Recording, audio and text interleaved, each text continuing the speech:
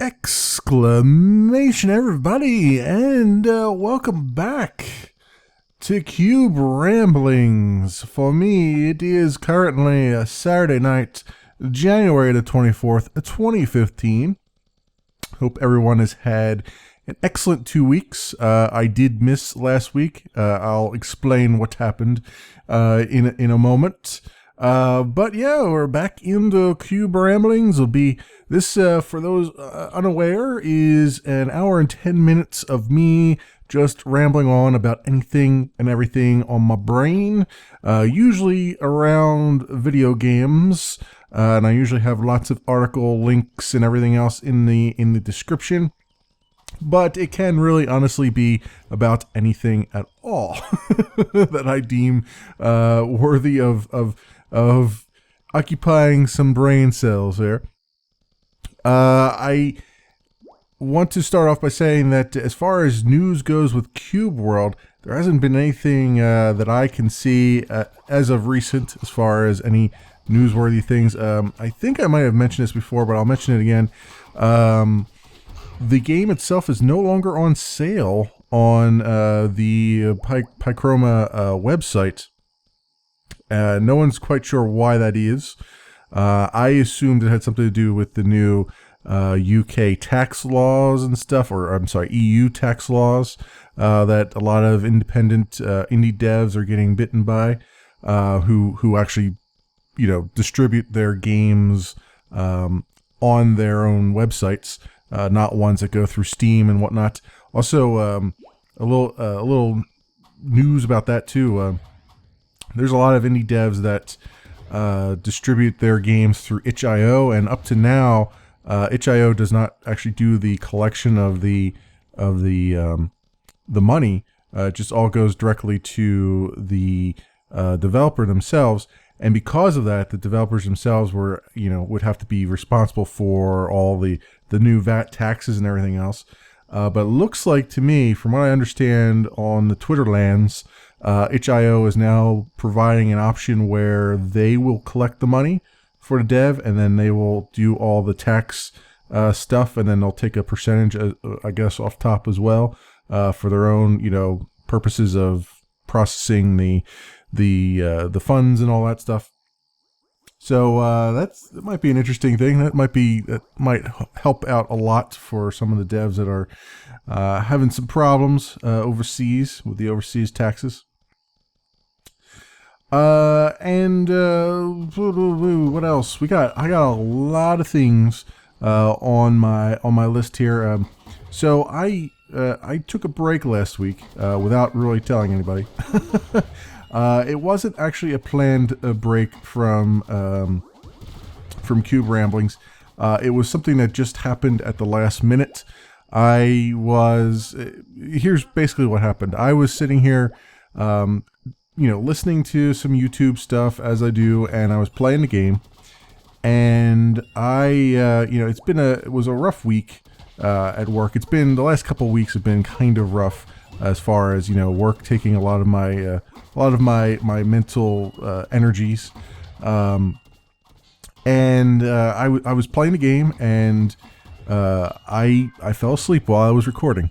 I quite literally fell asleep at the keyboard here while I was still recording the video.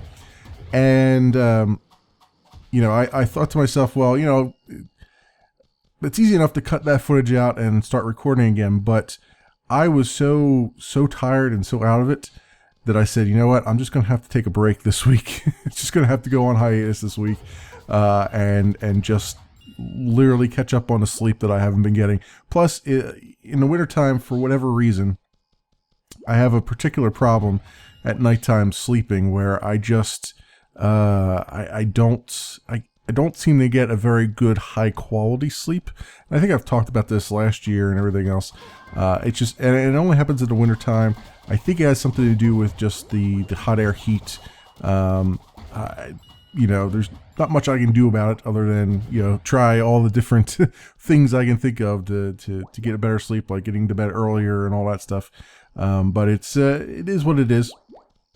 So it's not uncommon for me to have a bit of a some problems due to, it's not necessarily insomnia. It's more of a, you go to bed, you sleep for the same amount of time you would normally sleep for, and you wake up and you feel like you haven't had any quality sleep. It's just, you were asleep, you were passed out, but you weren't actually, regenerating or anything of that nature. You weren't actually Doctor Whoing it. So you end up waking up and you're just in a daze for the rest of the day, and then it sort of works on you for the rest of the week too, because it just sort of adds up as the week goes on.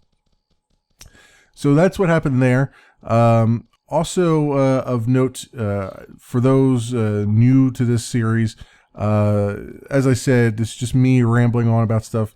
The game, this evolved out of a need for me to be able to continue to play Cube World, continue recording myself playing Cube World, but not do a traditional LP of it. And this started out life as an LP. This was the very first videos I've ever uploaded on my channel. But because the game hasn't been updated for a long time, and it is very grindy, and you've pretty much seen everything there is to see of the game, except I am constantly on the lookout for this, and you'll see I travel through lots and lots of biomes each week. I'm constantly on the lookout for this one biome that I have not seen yet, which is a sort of a lava biome, where it's just all as it says on the tin, it's all lava based stuff, and I have not found that yet. I've been in every other biome that I know is in the game, but I have not been in that one. So I've been constantly on the lookout for that as well.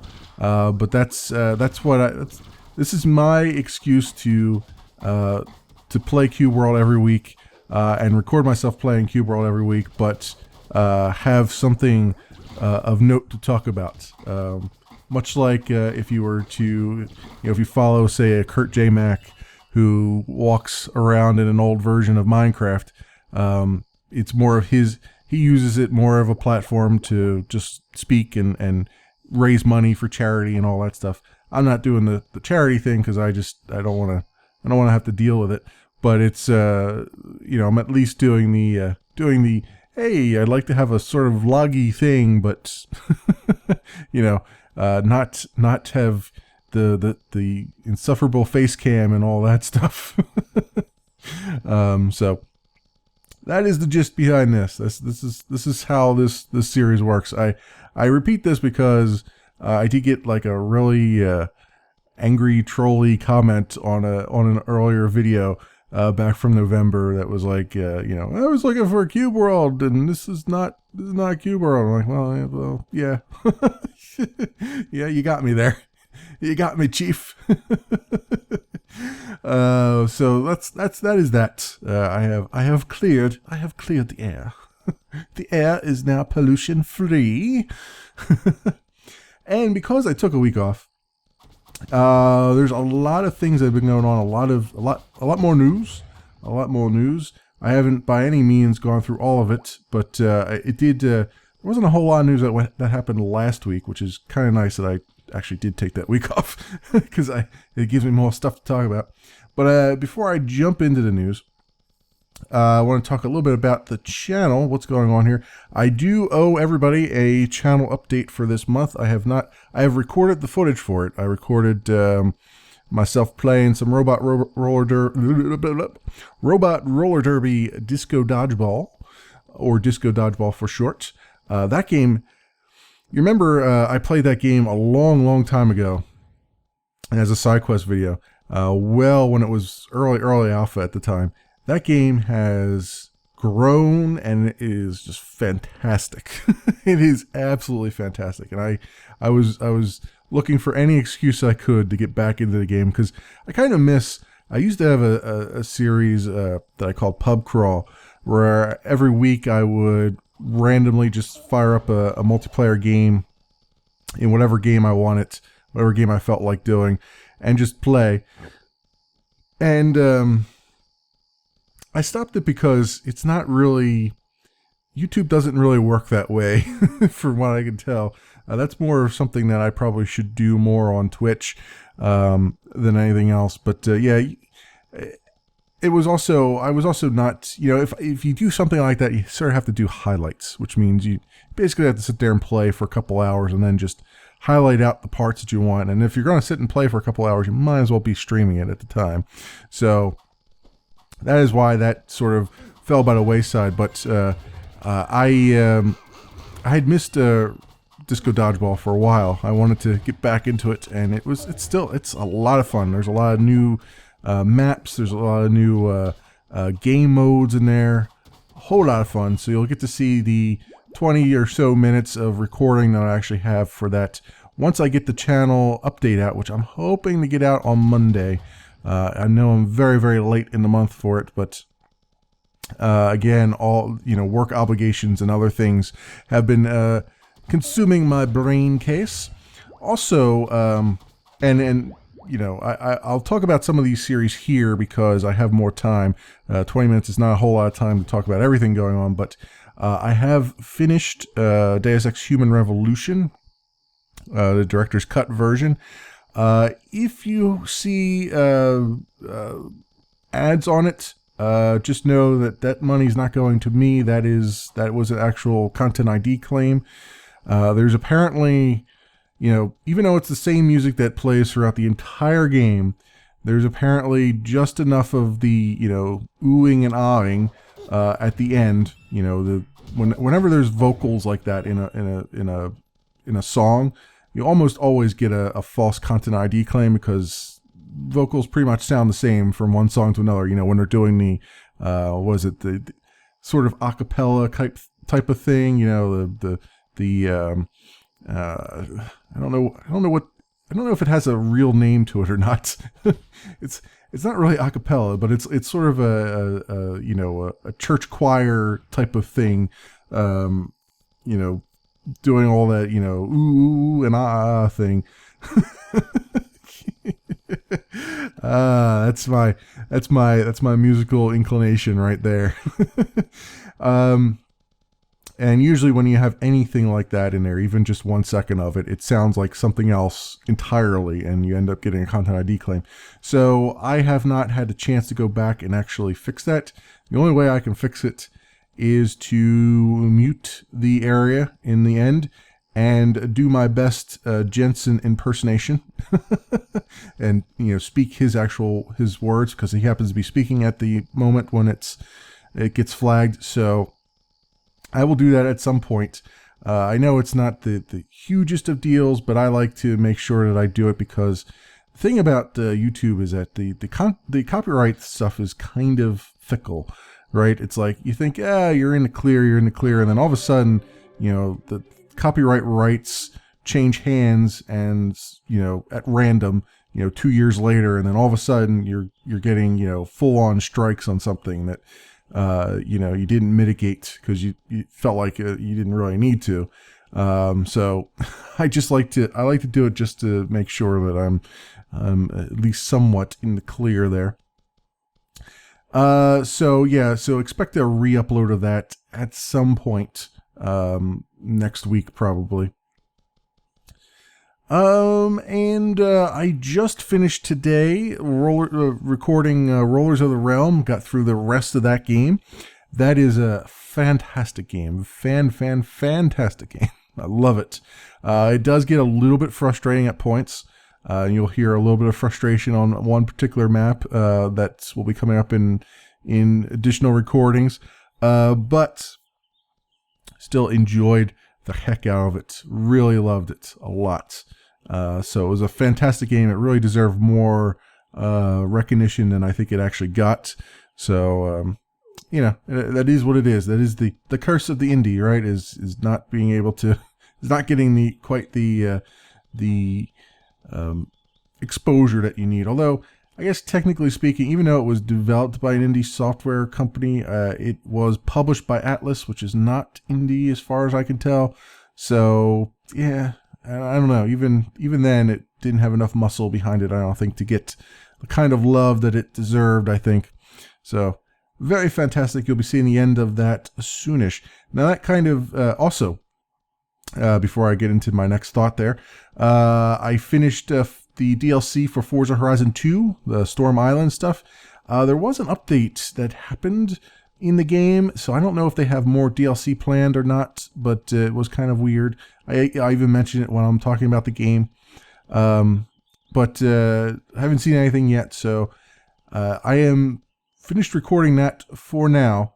I do intend on having some more racing games on my channel. I think it's good. It's a good variety thing, you know, having some racing games, having a little bit of RTS, because I do a lot of real-time strategy and I do a lot of RPG stuff. And so it is kind of nice to have something else. And I'm not big into first-person shooters, although I do play some of them. Like I played, Wolfenstein: New Order and all that stuff. But I'm not like a huge, terrific fan of them. So it's, that said, I'll probably have some more FPSs coming up at some point in the future. It's just, I'm very fickle when it comes to them. I can't, it's got to be a certain thing, it's got to have something to it that I really like. I'm especially kind of weirded out with the military shooters. Like they kind of don't, I kind of don't get into them as well as I do, like say a sci-fi shooter or something like that. That said, I may, if the Battlefield Hardline stuff eventually comes out, I may end up digging into that. I wanted to do some Destiny stuff. I still have not had, I have to get back into it and see if I can actually get back into Destiny or not. I had such a dickens of a problem with the networking on that. Like they basically say in their support, it's like you can't use the wireless to do this, and I'm like, what? How is that a thing? What? How about you fix your damn netcode? I mean, how much stuff are you stuffing down the pipe that a wireless N network, 802.11n network, is not sufficient speed enough to run your game? That sounds pretty ridiculous to me, especially considering that I didn't really have that many problems in the beta. It was just as soon as the released version came out, it became an issue. So maybe that's something that's been fixed. I don't know. I might just have to suck it up and try to figure out how I can hardwire the Xbox in, because I I'll have to get another network cord to do it, but probably should do it anyway. So I might just give in. Unfortunately, one more wire in my what was supposed to be a wireless setup here. I have a wireless mouse, wireless keyboard, but no, I got tons of wires on the desk right now. Because at some point I was like, you know what, it's not working out quite as well as I'd hoped.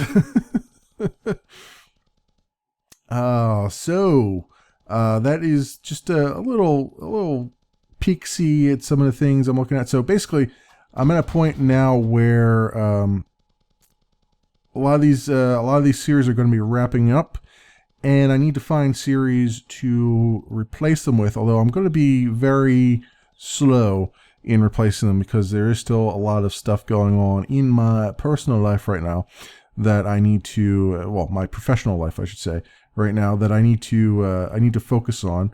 But hopefully that will settle down a little bit in the coming months, and I can get back to the hobby that I enjoy, which is making videos. Still don't quite know why I enjoy making videos, but I do. It is. I'll say this much: gaming has always been a stress reliever for me. I'm not the type of person that goes raging at stuff, because that's just not me. But I do bottle a lot of stuff up, and the gaming allows me to really just get my mind off of things. I can just sort of immerse myself in something and tell the world to go F itself. And that's pretty much how I roll with the games. And for some reason, and I'm assuming it's because of the fact that I'm actually finishing games now. I'm notoriously bad at not finishing games. I'll start a whole lot of things and then never finish them. And just like how I play Minecraft, I start a whole lot of things and then never finish them. It's just the way I do things. It's just I get the feeling like I want to do something, and then I don't want to burn out of certain things, and so I go and switch gears and do something else, and then that way I don't burn out of it. But one of the nice things is with doing the YouTube stuff is that I have a reason to come back to things and finish them. I say knowing that there's a lot of things I've left unfinished, but it's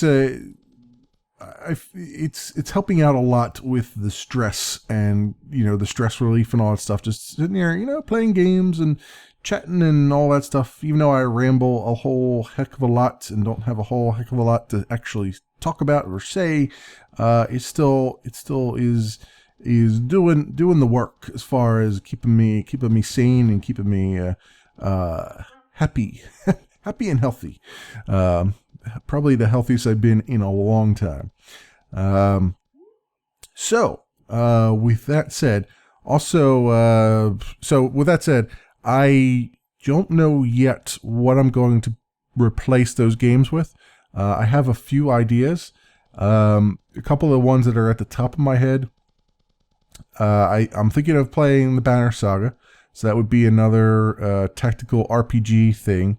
So not really promoting the diversity on my channel, but it is from the 20 minutes or so I played of it, I said, you know what, this is going to be fantastic. I need to play this.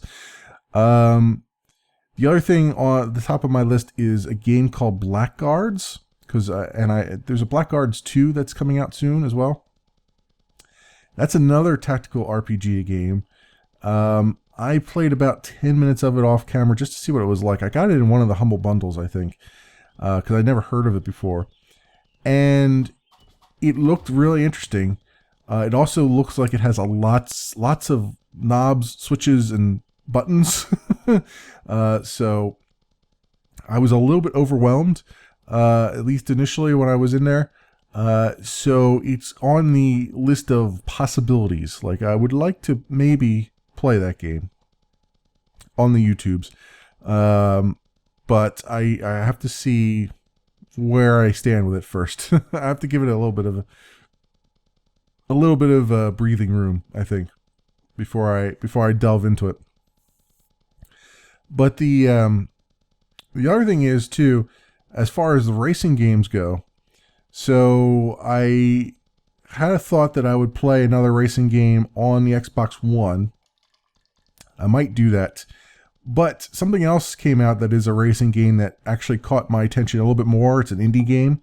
So I'll let the cat out of the bag. The one on the Xbox One, the racing game on the Xbox One, I was thinking of replacing Forza Horizon 2 with after it finishes, was Need for Speed Hot Pursuit. No, not Hot Pursuit. Need for Speed Rivals. That's what it is. And that's like it's another Need for Speed game. I haven't played Need for Speed games in a long time. It's I think if I remember correctly, you could play as both a racer and as a cop, and then you switch between the two. So it's kind of open worldy, sort of. At least more so than most Need for Speed games. So that was the thing I was thinking of playing on the console. I might still do that, but before I delve into that, I'm going to take a look at a game called The Next Penelope. And I swear to you, I will probably end up mispronouncing this at some point by saying Penelope, but it's like cantaloupe. But no, it's The Next Penelope, I should say. And it's a sci-fi racing game. It's a top-down. It's sort of it's got an F-Zero vibe, except it's top-down, not 3/4 view or whatever you want to call F-Zero was, behind the camera view, Mode 7 view. It's a it's a top-down one. It's got some interesting mechanics. It's got a little bit of sort of an overworld that you go through too. It looks really interesting. It's a little indie game. I have purchased the early access of it, and I have it installed. I just installed it like 2 minutes ago. and I need to take a look at it and see what it's like. I have a feeling I'm gonna really like it. So I'll probably do maybe, I don't know. It depends on how much I like it. I might either do just a side quest of it, side quest video, one off of it, or I may do an entire series on it. I'm thinking it looks like it's going to pique my interest enough that I can do a whole series on it. But we'll see. I would like to probably do that before I do the Need for Speed stuff because, again, lots and lots of people have done the Need for Speed thing, so it's not like I'm going to add anything phenomenal to the pot there. But with that said, I also have a so that's sort of the racing game thing. There's also a first-person shooter that I'll at least do one. Well, we'll see. I may do one video on, and here's where I get into the this may not work. This may not be a thing. This may not be the type of first-person shooter I like. But there's a multiplayer first-person shooter called Verdun. And it's still on Steam Early Access, and it's got a lot of positive reviews. And it's a World War I shooter, so it is a military shooter. It is, you know, sort of realistic, semi-realistic. It's not like an Arma or something like that where you know, manage, you know, food intake and all that stuff. But it is multiplayer. It is all about trench warfare where you two teams and you have to go. Actually, I think it's 4 squads on each side, so you can have like 4 squads of 4. I think it is, right? 4 squads of 4 on either side, so you can have 32 players, up to 32 players playing, and each side, you know, the Allies and the Axis. Were they called the Axis then, or were they called something else? I think they were called the Axis then. My history. You lose your history when you don't need to access it for many years. Yeah, each side plays on a map with a bunch of trenches in the middle, and it's all about going on the offense to grab a trench, but you can't grab a trench if one of your trenches is being threatened, so you have to go on a defense as well for that. So I want to see how that looks and how it works. It looks really, hyper, realistic anyway.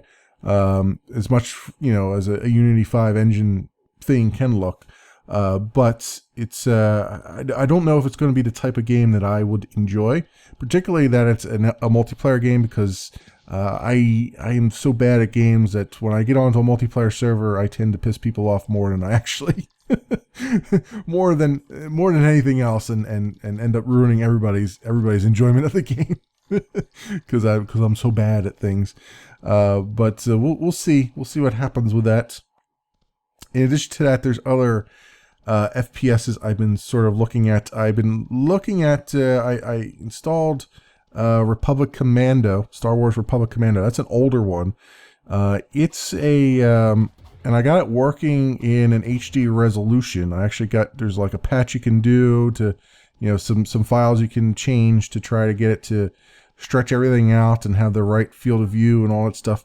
So it's it's looking relatively okay. I mean, it's a dated game, right? It's many years ago, so it's not it's not going to blow you away as far as fidelity goes. But I do like to occasionally dig into the older games, so that's also on my list of possibilities. Again, not going to do all these at once because I do want to sort of I want to maintain at least one video a day. If possible. It really depends on work, but if possible, I'd like to maintain one video a day. And I would, I don't want to. I'm trying not to get back to 2 videos a day again, because I feel like the way I do videos, where I have longer videos, longer episodes usually than most other YouTubers, tends to put a ton of content on my channel, probably more so than most can deal with. So I'm gonna play it by ear right now and see what I can do as far as, maybe not overwhelming the channel with a whole lot of content constantly. But we'll see. We'll see. Again, it's not going to stop me from playing games that I want to play, though. I do try to vary the length of certain games of certain series. Like, for instance, Rollers of the Realm, I tried to always do at least 20 minutes. It's not always easy because, a lot of times I know that I'm going to cut things out because of, I'm having to repeat myself over and over again, if I die a couple times. So it's not always an even number that comes out, but I try my best to keep those to like 18 minutes. The same with Forza Horizon 2, although on that one I just record straight through, and then in the editing I tend to edit it to just 18 minutes or so, which is usually like 3 to 4 races depending on how long the races are. So I do that because I want those to be sort of the shorter end of the videos, and then because I know that when it comes to like the real-time strategy games, like I usually do 30 minutes to 45 minutes on those. Soul Zero is almost always 40 to 45 minutes. The Spatials is running 40 to 45 minutes because I know that those games they're a lot slower games, and there's a lot of management going on, so I feel like I need to have longer episodes of those. I mean, I could cut them, I suppose, but it's kind of, it kind of defeats the purpose sometimes if you cut them, because there's a lot of little micromanagement things that you end up doing that if you cut those out, it doesn't provide really a good viewing experience. Not that anybody's like viewing it, but a good listening experience, I tend to say, when it comes to the games. Because there's a lot of cuts in there, and you're not quite sure what happened off camera, and then I spend a lot of time just talking about the things I did off camera, and I won't know that it was off camera because I'm not doing it that way, I'm not recording it that way. So yeah, those kinds of things. So that's why I just tend to make those a little bit longer form episodes. Plus, I like to make sure that every episode I produce, I at least get something accomplished. There's nothing worse than when you come to like episode 102 of somebody's Let's Play series, and it's like, hey, let me fart around for 25 minutes and not actually get anything accomplished, and I'll just comment on every little freaking thing in the game and not actually do anything. There's nothing worse than that, I feel like. So I at least try to make sure that I get something, even if it's just some minor thing, accomplished in an episode, just so I can say that I'm making forward progress on things. So that is my philosophy right there, and I'll probably talk a little bit more about my philosophy on the YouTube stuff in the channel update. Although it's only going to be about a 20-minute channel update, so I'll have to probably end up cutting some ideas short there as I go over the mostly transparency stuff with the channel. So that said, let me get to some of the news items I have here. So first of all, and I had this one as a holdover from 2 weeks ago, the 2015 Independent Game Festival winners were announced.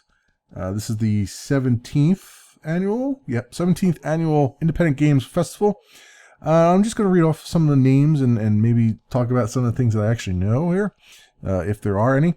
So the Seamus McNally Grand Prize winners, the games that won those: 80 Days, which I've never heard of before. It's let me click on it and see what it says here. It's it's a go around the world in 80 days type of thing, with a steampunk twist apparently. He's trying to circumnavigate the globe in 80 days or less, blood, and plan your route around the globe. That sounds half decent. Invisible Ink, a game that I want to actually get back to playing some more of. It's a spy game, a turn-based, it's turn-based, grid-based, I guess you could say. It's top-down, well, kind of top-down. I'm doing a hell of a worst job ever trying to explain this. It's a tactical stealth game. You control some spies as they infiltrate corporations, and find profit and all that stuff. It's got a lot of shades of XCOM, sort of, where you've got this corporation, you've got, you know, you try to last as many days as you can, and each day you do that, you upgrade your spies, and so on and so forth. Very, very cool thing indeed. Metamorphofit, alphabet. It's like Metamorph and Alphabet put together. I can't pronounce it. I have no idea what that game is. Outer Wilds, another game there. Got the grand prize. The Talos Principle, which, if I'm not mistaken, I've heard of this before, but I never quite dug into it. Oh, it's a first-person puzzle game, which is why I've never really dug into it, because I'm not good with the puzzle games.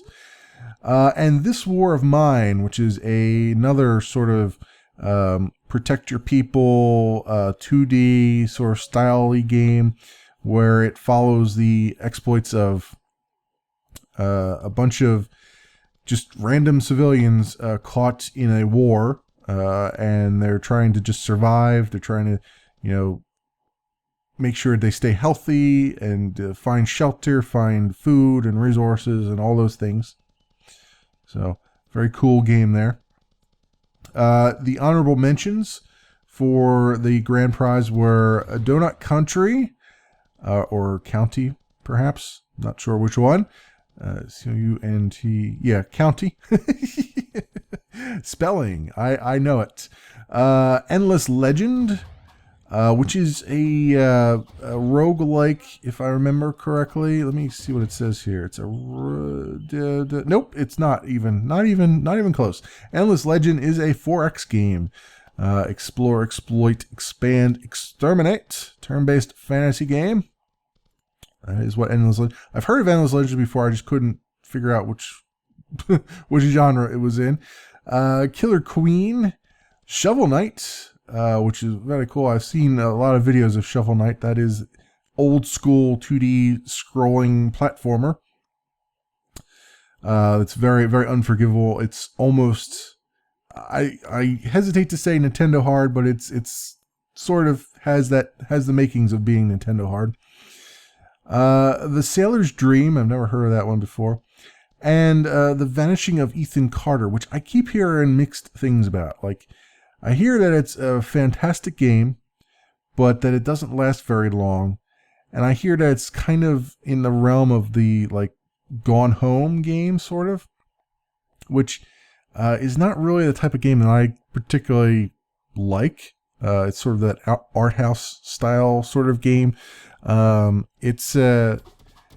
played the Stanley Parable, thinking that it was something that I would like, and that's sort of, I kind of clumped Stanley Parable in with Gone Home, and from what I understand, The Vanishing of Ethan Carter are probably about the same in what they're trying to accomplish. But yeah, I didn't really enjoy the Stanley Parable. I felt like it was kind of a waste of my time a little bit, which, I mean, that's what games are supposed to be, but at the same time, I just felt like I didn't get any kind of real enjoyment out of it. It had a few, like, stickers of, you know, I got a few little chuckles out of it, but not much else. You know, I don't know. I don't know whether I should pick up The Vanishing of Ethan Carter or not. I keep hearing mixed results about it, as far as whether or not it's something that I would like to play. So excellence in visual arts, Donut Country, or County, sorry, I keep saying country, there's no R in country, there is an R in country, but not in county, so there you go, it's Donut County. Which, I guess I should just click on it and see what it says here. It's a whimsical physics toy that gives players control of a mysterious hole that gets bigger each time they swallow something. I don't know how much porn references you can put into one sentence, but I've just seen a contender there. I had to inject my dirty mind into that one. Another winner of excellence in visual arts, Elf's Heart.Break, which, if I'm not mistaken, is an adventure game. And what does it do? A place where bits have replaced atoms. Fall madly in love and learn how to modify reality through programming. Yeah, that sounds like another artsy-fartsy one that I probably wouldn't like. Me personally wouldn't like. Luminous City. Memory of a broken dimension. Metamorph, blah, blah, blah, blah. And, wow. I have no idea how to pronounce that. Oquuonie.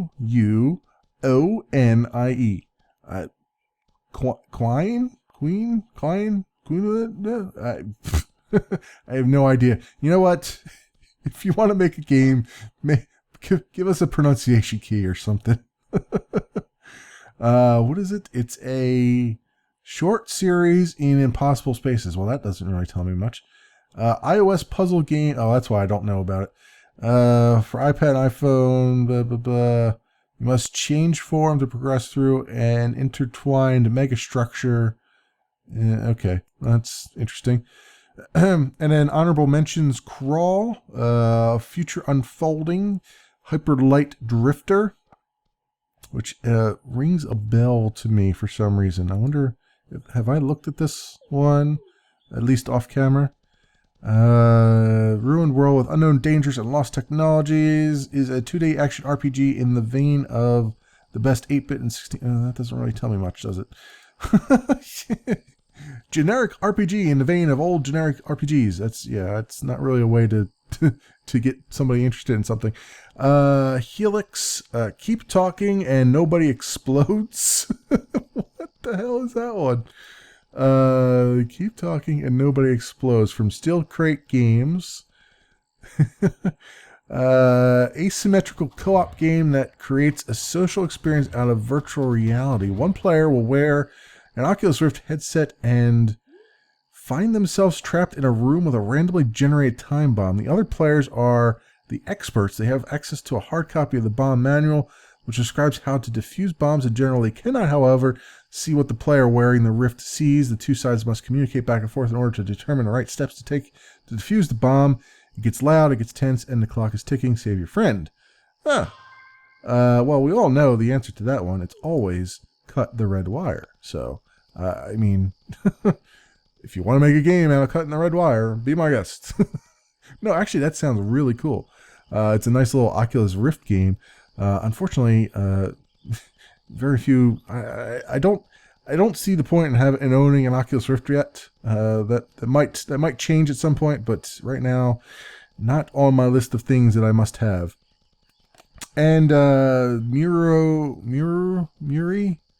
Mini. Oh, Mini. Okay, my eyes are crossed here. Mini Metro is the other honorable mention in design. Excellence in audio. Ephemerid, a musical adventure. I know I didn't pronounce that right. Ephemerid, I think is how you pronounce. I can't pronounce that word at all, but I think you understand what I'm talking about. Phonopath, Shovel Knight, excellence in audio, which makes sense. I believe a very famous composer did Shovel Knight. I can't remember his name, but if someone were to say his first name, I would remember it. Go ahead and say it right now. I'll hear you through the YouTubes. The Sailor's Dream, The Vanishing of Ethan Carter, and Thumper. What is Thumper? Rhythmic Violence. It combines a classic rhythm action with speed and physicality. You control Thumper, a space beetle, while crashing and careening towards confrontation with an insane giant head. So a giant space beetle fighting. What was the boss of Star Fox? Andros. That's what it is. I pulled that one out of the back of my brain. Take that, people who can't think of things. I'm just showing my age now. Honorable mentions: Deep Under the Sky, Photonica, Goat Simulator was on there for excellence in audio. All right. Hotline Miami 2, which kind of... Wait a minute. How can Hotline Miami 2 be on there if it's not even released yet? Wait a minute. Okay, I guess they submitted it to the IGF. I guess they just take anything that's even in demo form. Huh. Interesting. Nuclear Throne from Vlambeer, which I keep hearing. So, you know, I like the roguelikes and stuff. I keep hearing things like, hey, Nuclear Throne is awesome, and you should probably play Nuclear Throne. And I don't know yet. I really don't know. I keep looking at it, I'm like, I could see where it might be interesting, but I still quite haven't figured out if it's interesting enough to play. But I keep hearing so many good things about it, and I just can't I can't wrap my brain around it just yet. I guess it's one of those things where unless you actually play it, you won't know. So maybe possibly I'll play it at some point. And Smash Hit was the last honorable mention in audio. Narrative, 80 Days, Coming Out Simulator, or these are the winners in excellence in narrative. 80 Days, Coming Out Simulator 2014, which is exactly what it sounds like. Icebound, a novel of reconfiguration. Pry, This War of Mine, and 3/4 Home. What is 3/4 Home? I do not know that. Parents' House, Back to the Fight, Nebraska. Assume the role of Kelly, driving home during a thunderstorm. The focus of the game is narrative. Oh, okay, so it's a narrative-driven game, which makes sense that it would have excellence in narrative. Okay, honorable mentions. Curtain, Never Alone, which I think was the, if I remember correctly, that was a 2D side-scroller that talked about Inuit, old Inuit mythology or something like that. If I'm, yeah, that's definitely it. Because I'm looking at a picture of the girl and the wolf. Outer Wilds. It's also a platformer too. The Fall, Sailor's Dream, and the Talos Principle. Nouveau Award. I don't know what that means. I guess I'll have to look up the word nouveau. I've heard of it before, but I don't know exactly what it means. Become a great artist in just 10 seconds. That is one of the winners. Bounden, Desert Golfing, Elegy for a Dead World. I've heard of that one before. It's like Art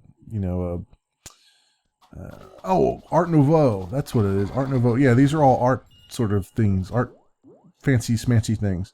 How Do You Do It? Plug and Play, Rooftop Cop, and Tetragagon Games. Tetragagon Games? Whatever. Honorable mentions: Curtain, Icebound, a novel reconfiguration, International Jetpack Conference, Phonopath, Outer Wilds, and Push Me, Pull You. Okay. And then the Student Showcase finalists: Apartment, Close Your, and that's all it says. Downwell, Even the Stars, Gemini, Interloper, Rooftop Cop, Stellar Smooch. Stellar Smooch, huh? What is Gemini? I'm kind of curious here.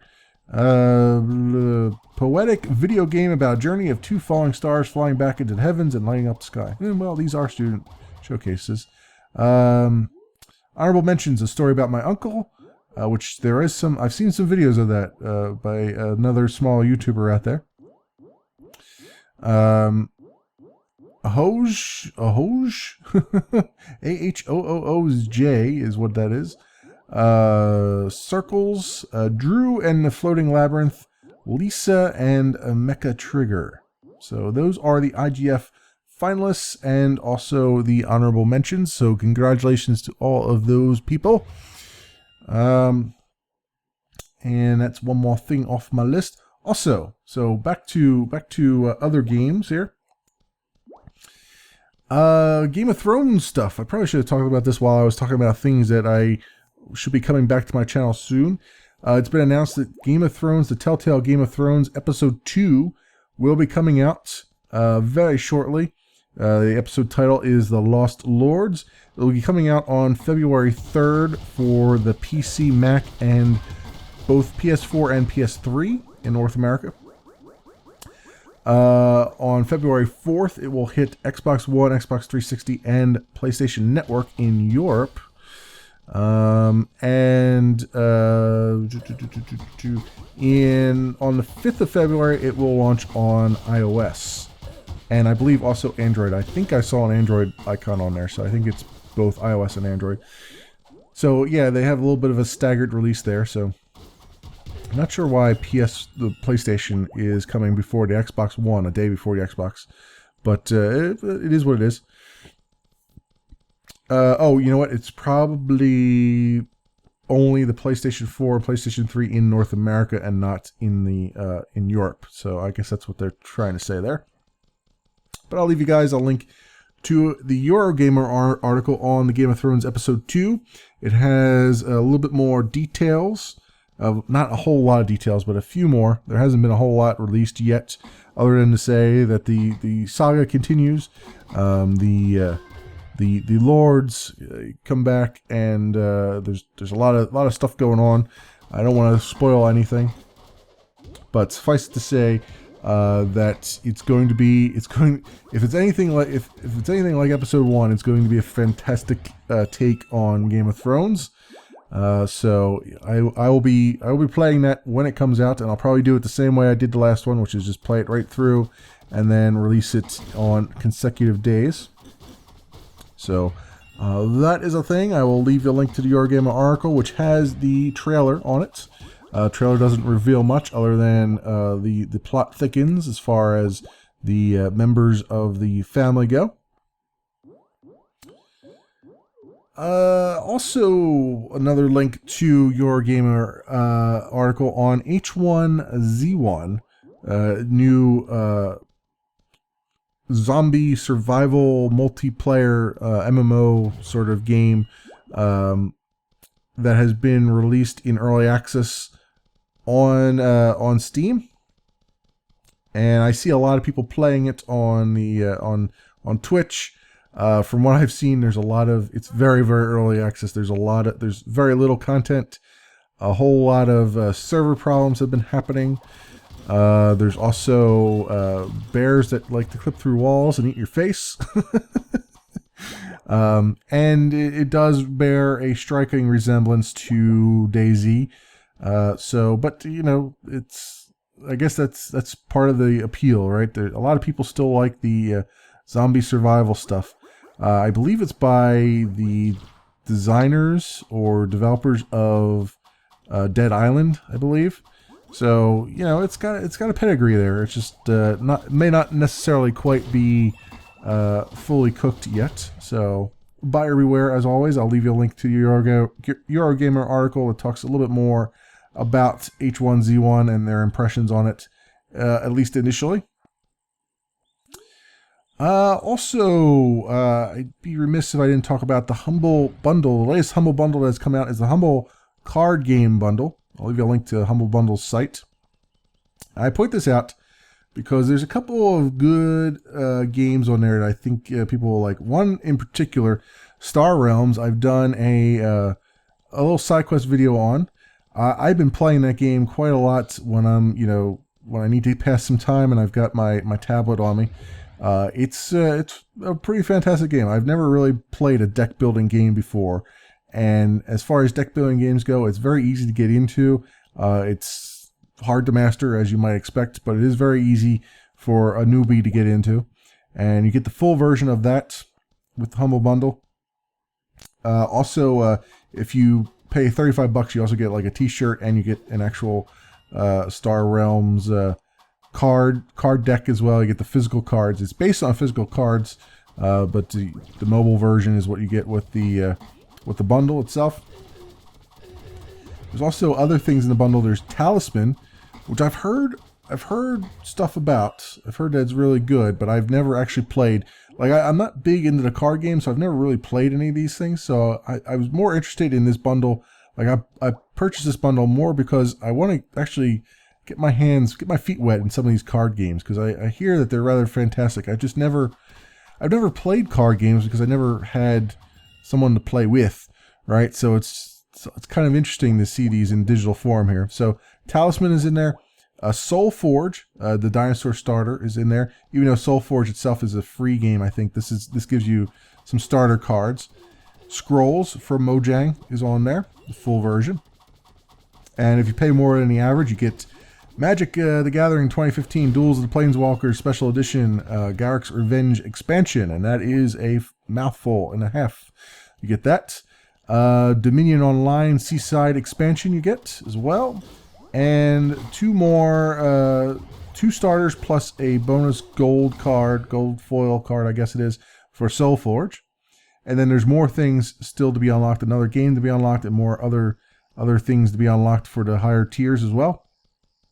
If you pay more than $12, you get Card Hunter Basic Edition Premium, Scrolls Deluxe Pack, and Dominion Online Intrigue Plus Prosperity Expansion Days. And also, if you just give them your email address, you will get Card City Nights and Escape from the Aliens in Outer Space, which are 2 card games for free, just by giving them an email address that they may send you sweet nothings to. So that is the Humble Bundle. I wanted to point this one out because I'm not big into the card games. I haven't played a lot of card games, but I was intrigued. And seeing Star Realms on there, I know that there's some things on there for people like me that are very, very beginners. So this might be the snowball rolling down the whole snowball rolling downhill for me. This might be the thing that gets me into card games. I'm not quite sure. We will see. But that is the Humble Card Game Bundle out there. Well, take a look at that. Also, something else, Minecraft related. Minecraft will be finally rolling out the name changes that have been wanted for many, many years. The code is out there. It's just trying to roll it out to their website. That will be coming out soonish, I believe in February, if I'm not mistaken. I'll leave you a link to the Joystick article. It talks a little bit more about it, but not a whole lot more. But basically, you'll be able to change your in-game name, which is great because I've been wanting to change my in-game name for many a year. And you get to you can change it, and then you have to wait 30 days before you can change it a second time. That's just to keep people from spamming stuff. And also, the name that you used to have, it requires 37 days before it becomes available for other people to use. That's just in case you change your name and then realize that you didn't really like what you changed it to and you want to change it back.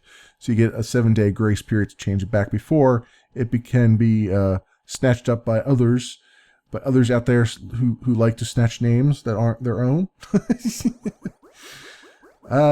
So GOG.com has done something that I think is rather fantastic. They have introduced a couple of Star Wars games that we haven't had access to for quite some time, although I believe some of these are available on Steam, but not all of them. Like, for instance, I think Star Wars Dark Forces, if I'm not mistaken, I have that in my Steam library. I know for a fact I have Knights of the Old Republic 2: The Sith Lords in my Steam stuff. Not sure about Battlefront 2 or Galactic Battlegrounds, but these are all things now available on GOG, as well as, and really the more important thing of all of them, X-Wing vs. TIE Fighter plus Balance of Power and X-Wing Alliance are now available on GOG, which I think this is the first time they've ever been available anywhere. So that is fantastic. I have TIE Fighter, the old TIE Fighter games. I have them on floppy around here somewhere. I loved the hell out of those games. I actually modded them a little bit to add new, there were some modding tools out where you could add your own missions and stuff. So that was my first foray into actually modding stuff. My second foray was into modding stuff was actually Doom, the original Doom. That was kind of cool too. I had a few little maps that I did, and I was never anything to write home about. It was just me playing around with stuff because I was learning how to program, and at the same time, modding things that already existed was a rather cool way to look at things. Plus, I used to do things like local save game hacking. Like I remember I used to in Privateer, I used to give myself, like, I would go and so I wrote a little program in DOS that would do a binary diff, which at the time there was no real programs that would do binary diffs. They would just look at binary files and go, can't do this. It's not, you know, I only work on ASCII files. So I wrote a little binary diff program that basically allowed me to, I would save a game. I would go into Privateer. I'd save the game. Then I would do something that required, like I'd spend some money, right? I'd just do one thing, like spend a little bit of money or something like that, or gain a little bit of money, a little bit of credits, and then save the game again. And then I use my little binary diff tool that I made, that I just tacked together in C, and look at all the things that had changed, at all the binary information in those two save game files that had changed between the two. And then it was a matter of just going through and manipulating a few things here and there, like manipulate one thing and see if it does anything, manipulate another thing, see if it does anything. And then I found how to give myself like pretty much infinite credits. Not really infinite, but I basically maxed out the max int or whatever they were using for their maximum number for the credits for Privateer. So I was able to sort of hack my way around in that. That was kind of fun. You know, these little save game things, you don't think much of them nowadays, because it's like, oh, I can just go get trainers, or I can just do this and all that stuff. But you know, when you're doing something on your own and you're learning how to program and stuff, it's always a little bit, you're always proud of the little things that you managed to accomplish, because even though in retrospect you look at them and you're like, man, that was really stupid, or in my case I look at it and I go, man, I really coded that terribly. My code was terrible.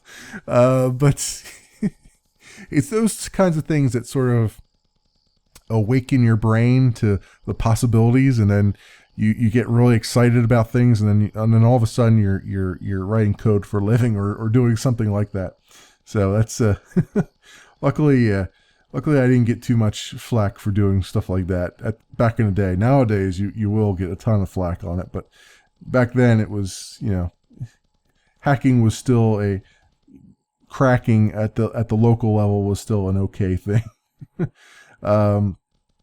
I never did any network cracking or any of that stuff. That was not my bag. But doing stuff locally, like save game changes and playing around with emulators, like I tried to write a couple emulators of my own. I was never really that successful in it, because it was very, very hard. I was trying to do an NES emulator, and I couldn't get, like, I could get all the opcodes, the 6502 opcodes. I could, you know, parse all those out of the file, of the ROM dump file, but I couldn't figure out how to do the video stuff, even for something as simple as Super Mario Brothers, which didn't have any add-on cartridges or add-on hardware inside the cartridge. I couldn't get the video, the way the video memory is set up in the NES. I couldn't figure out how to model it correctly, even though everybody and their grandmother has done it at this point. I was trying to do it on my own, and I just couldn't quite wrap my brain around it. But it was all that tinkering around that ended up, you know, making me love programming and all that stuff and everything like it. So do what you love is what I am saying right here. Speaking of things that you love, I love sci-fi, and I love a lot of sci-fi games. And Sid Meier has announced, 2K Games has announced a new Sid Meier game called Starships. Sid Meier's Starships. It will be set in the Civilization Beyond Earth universe, which is the most recent Civ game that has come out. And it will be basically just all about starships, building starships, upgrading your forces.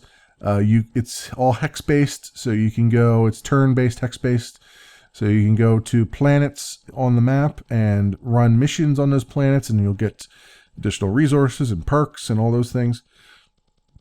And then ultimately, it's just it's a plain old, real-time strategy game at that, just set in space. And it's set in that universe, as I said. It's also going to have some cross-game functionality between Civ Beyond Earth and Sid Meier Starships. Not quite sure what that means yet. They haven't been any more specific than that, but if you own both games, apparently something interesting will happen. Not quite sure what yet. But I'll leave you guys a link to the Polygon article on it. I actually had a link to Destructoid for this initially, and then I went and looked at Polygon and was like, oh my god, the amount of information on Polygon compared to the amount of information I saw on the Destructoid article is astonishing. I mean, the Destructoid article was like 2 paragraphs. The Polygon article goes into depth about like what it's going to look like. It's got all kinds of screenshots and everything else. So I'm linking it to that one because I want you to see the things that I have seen. You shall see all the things. Oh, and also another game that I covered in a side quest video many moons ago. Citizens of Earth, an RPG game that takes a lot of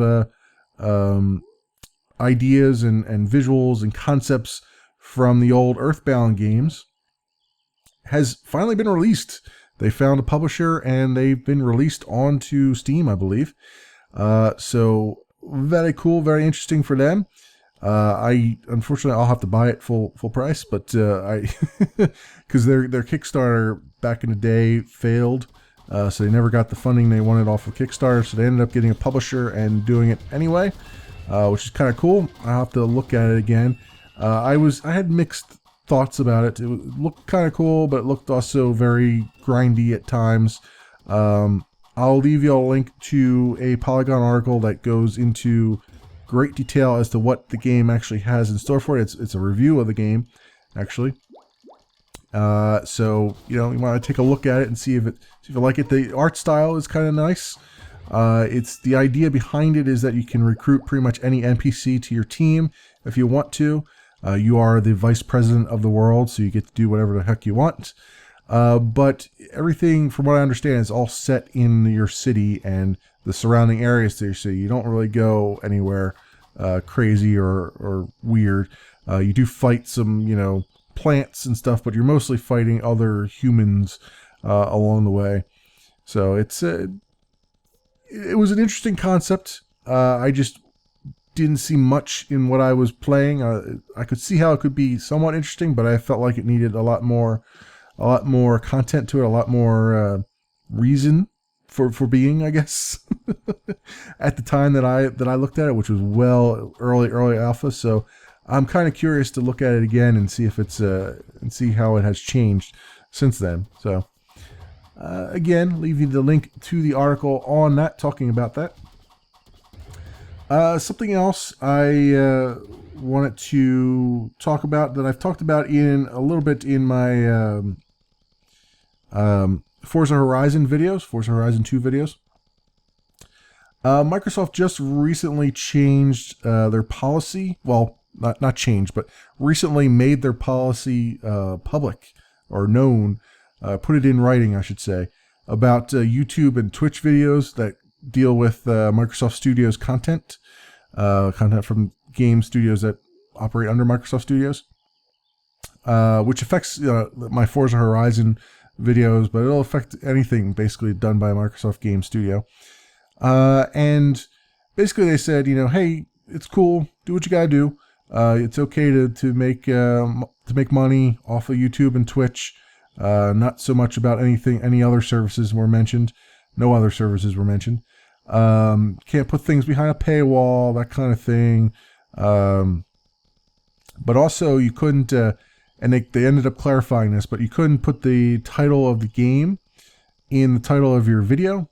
But they later clarified this to say, no, you can put it in there. It's just you can't name your video something that would be misleading. Like, hey, you can say, let's play Halo, the Master Chief Collection, but you can't say Halo, Storm of Sales or something like that. Something that would sound like it would be an actual official title from Microsoft in the Halo franchise. So there's no confusion amongst the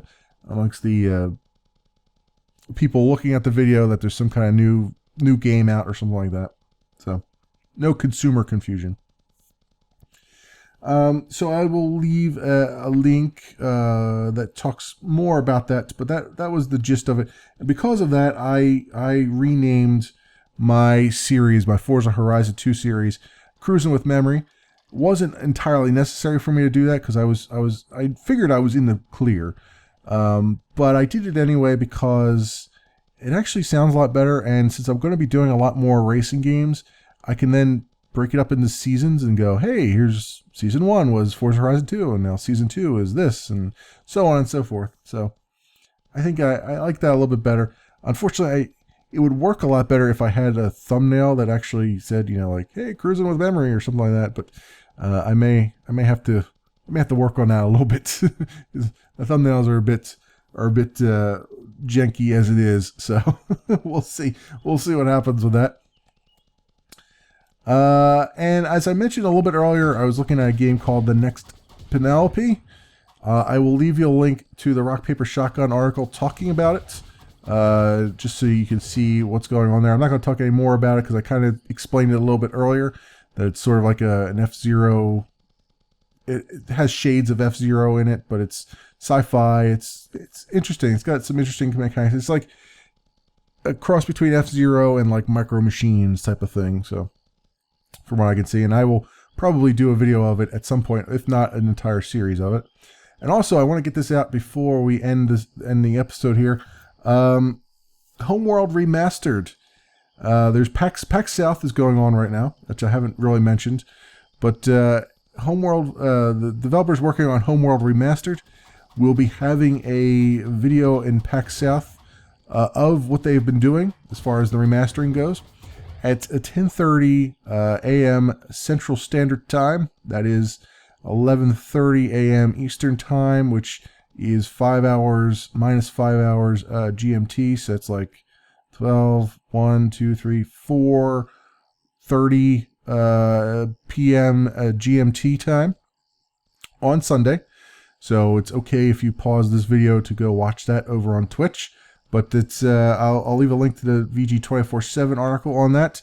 That one I'm waiting for with bated breath to see what that one looks like, because I absolutely loved the original Halo. I still have the game around here, but I would like to see the remastered version as well. And you can bet you're behind that even though I have a plethora of real-time strategy games on my channel right now, I will make an exception and have another one on there for the remastered edition whenever it comes out. So I'm curious to see what the video is going to look like and how they've remastered it. From what I understand, it's going to have not only new visuals but also new audio as well. So I am psyched up. I want to see it. I cannot wait. And I have gotten through quite a bit of the news articles that I had on here, and still haven't touched to even scratch the surface of many of the things that are out there in my RSS feeds as it goes right now. So, and also a very interesting Polygon article about certain games on Twitch that get the most views, but I'm not going to have the time to dig into that today because we're already past our hour and 10 minutes that we normally go. So I'm going to get up to the top of this mountain up here, and then we will call it an episode. I hope everyone has had a great January. We still have some more days left in January, but I hope everyone continues to have a great January and a great start to the year 2015. And I want to say thanks so much for watching, everybody, and I will see you next Sunday.